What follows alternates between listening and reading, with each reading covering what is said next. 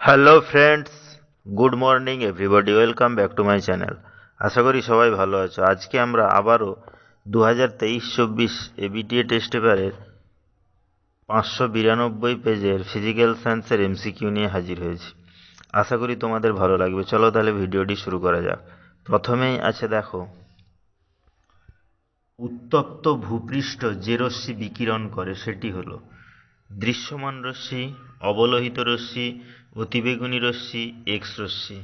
এখানে সঠিক অ্যান্সারটি হবে বি, অর্থাৎ অবলোহিত রশ্মি। নেক্সট 1.2, চার্লসের সূত্রে ভিটি লেখচিত্র তাপমাত্রা অক্ষকে কোন তাপমাত্রায় ছেদ করে? 0, 273, -273, -100। এখানে সঠিক অ্যান্সারটি হবে কিন্তু সি, অর্থাৎ -273 সি। নেক্সট 1.3, 100 গ্রাম ক্যালসিয়াম কার্বনেটকে তাপে বিয়োজিত করলে উৎপন্ন ক্যালসিয়াম অক্সাইডের পরিমাণ 56 গ্রাম, 44 গ্রাম, 112 গ্রাম, 100 গ্রাম। এটা কিন্তু রাসায়নিক বিক্রিয়ার অঙ্কের মধ্যে পড়ে। আমি অলরেডি রাসায়নিক বিক্রিয়াটা ডান দিকে লিখে রেখেছি। দেখো, ক্যালসিয়াম কার্বনেট তাপে বিয়োজিত হয়ে ক্যালসিয়াম অক্সাইড এবং কার্বন ডাইঅক্সাইড উৎপন্ন করে। তাহলে ক্যালসিয়াম অক্সাইডের আণবিক ভর আমরা যদি হিসেব করি কত পাবো? 100 গ্রাম। আর ক্যালসিয়াম অক্সাইডের আণবিক ভর হিসেব করলে আমরা কত পাবো? 56। ওকে, তাহলে এটা অঙ্কটা হয়েই গেল। এখানে চেয়েছে কি 100 গ্রাম ক্যালসিয়াম কার্বনেটকে তাপে বিয়োজিত করলে উৎপন্ন ক্যালসিয়াম অক্সাইডের পরিমাণ কত হবে? তাহলে কত হবে? 56 গ্রাম। তাহলে এখানে সঠিক অ্যান্সারটি হবে এ। নেক্সট 1.4, কঠিনের মধ্যে দিয়ে তাপ পরিবহনের হার কঠিনটির প্রস্থচ্ছেদের ক্ষেত্রফল হ্রাস পেলে হ্রাস পায়, বৃদ্ধি পায়, অপরিবর্তিত থাকে, বৃদ্ধি বা হ্রাস পায়? এখানে সঠিক অ্যান্সারটি হবে এ, অর্থাৎ হ্রাস পায়। নেক্সট 1.5, পাতলা লেন্সের আলোক কেন্দ্রের মধ্য দিয়ে আলোকরশ্মি গেলে আলোকরশ্মির পার্শ্বসরণ হয়, আলোকরশ্মির চ্যুতি হয়, আলোকরশ্মি সোজা পথে চলে যায়, আলোকরশ্মি লেন্স থেকে নির্গত হয় না। এখানে সঠিক অ্যান্সার হবে সি, অর্থাৎ আলোকরশ্মি সোজা পথে চলে যায়। কারণ আমরা জানি যদি কোনো আলোকরশ্মি লেন্সের আলোক কেন্দ্র দিয়ে আসে তাহলে ওই রশ্মিটি যে পথে আসে সেই পথেই কিন্তু একই পথ দিয়ে যায় আর কি।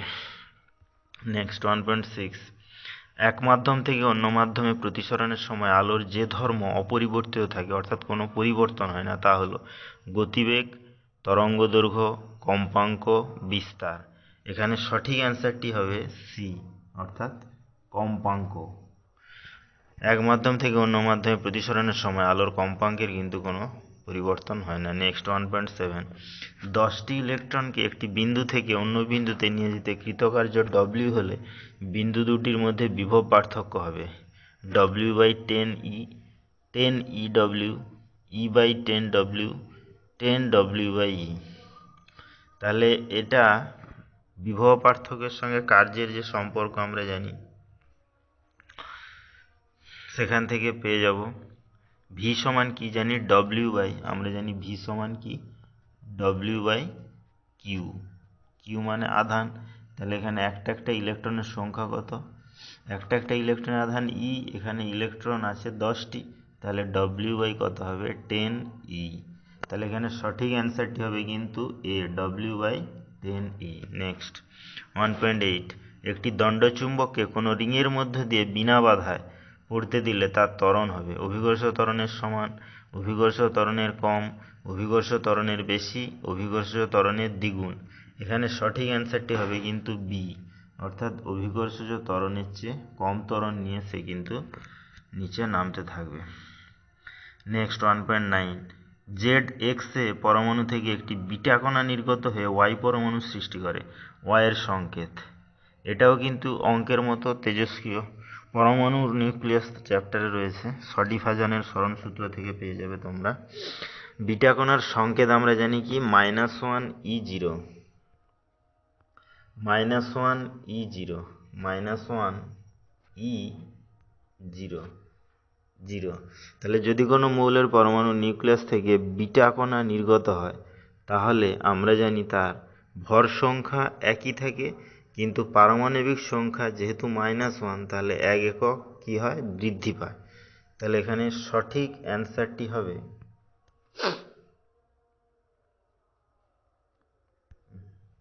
এখানে সঠিক অ্যান্সারটি হবে, তাহলে অপশান আছে দেখো z+1 y a, z-2 y a-4, z+4 y a-4, z-1 y a। এখানে সঠিক অ্যান্সারটি তাহলে কি হবে, কিন্তু a, অর্থাৎ z+1 y a, কারণ তার পারমাণবিক একক শুধুমাত্র 1 একক বৃদ্ধি পাবে, ভর সংখ্যা যা ছিল তাই থাকবে। নেক্সট 1.10, পর্যায় সারণীতে বিরল মৃত্তিকা মৌলগুলির অবস্থান প্রথম পর্যায়ে, চতুর্থ পর্যায়ে, পঞ্চম পর্যায়ে, ষষ্ঠ পর্যায়ে। এখানে সঠিক অ্যান্সার হবে ডি, অর্থাৎ ষষ্ঠ পর্যায়ে অবস্থিত। 1.11, লিথিয়াম, অক্সিজেন, ফ্লুরিন, নাইট্রোজেন মৌলচারটির পারমাণবিক ব্যাসার্ধের ঊর্ধ্বক্রম, পারমাণবিক ব্যাসার্ধের ঊর্ধ্বক্রমে সাজালে, অর্থাৎ ছোট থেকে বড় সাজালে আমরা কোনটা পাবো? দেখো আছে O F N L I, N F L I O, L I O N F, F O N L I. এটা ক্যাপিটাল এফ হবে শেষের অপশানটা, যাই হোক। তাহলে এখানে সঠিক অ্যান্সার হবে কিন্তু ডি, অর্থাৎ F O N L I.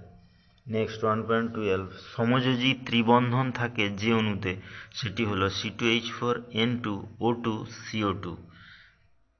এটা সঠিক অ্যান্সার হবে কিন্তু বি, অর্থাৎ শুধুমাত্র নাইট্রোজেন অণুতেই সমযোজী ত্রিবন্ধন থাকে। নেক্সট 1.13, হিমায়া গ্রুপে তরল অ্যামোনিয়া ব্যবহৃত হয় কারণ এটি অত্যন্ত উদ্বায়ী, এটি মৃদু বিচারক, এটি ঝাঁঝালো গন্ধযুক্ত, এটি ক্ষারধর্মী। এখানে সঠিক অ্যান্সারটি হবে কিন্তু এ, অর্থাৎ এটি অত্যন্ত উদ্বায়ী। 1.14, কোন ধাতুটিকে কার্বন বিজারণ পদ্ধতিতে নিষ্কাশন করা যায় না? তোমাদেরকে বারবার একটা কথা বলবো, যারা এবার মাধ্যমিক দেবে কোশ্চেন কিন্তু ভালো করে পড়বে, তা না হলে অলরেডি অ্যান্সারটা হয়তো জানো কিন্তু তুমি কোশ্চেনটা ভুল পড়া বা ভুল বোঝার ফলে অ্যান্সারটা কিন্তু ভুল লিখে আসে। তাহলে এখানে চেয়েছি কি, দেখো কোন ধাতুটিকে কার্বন বিজারণ পদ্ধতিতে নিষ্কাশন করা যায় না, মানে আমরা করতে পারি না। অপশান আছে দেখো এফি, জেডএন, পিবি, এমজি। এখানে সঠিক অ্যান্সারটি হবে কিন্তু ডি, অর্থাৎ ম্যাগনেসিয়ামকে আমরা কার্বন বিজারণ পদ্ধতিতে নিষ্কাশন করতে পারি না, বাকি তিনটেকে কিন্তু পারি। যাই হোক 1.15, ফ্রাইং প্যান তৈরি করতে ব্যবহার করা, অর্থাৎ বিভিন্ন ধরনের জিনিস ফ্রাই করার জন্য যে প্যান আমরা ইউজ করি সেটা তৈরি করতে কি ব্যবহার করা হয়? Polythene, PVC, Teflon, nylon. এখানে সঠিক অ্যান্সার হবে কিন্তু সি, অর্থাৎ টেফলন। বিভিন্ন ধরনের ফ্রাইং প্যান তৈরিতে আমরা টেফলন ইউজ করে থাকি।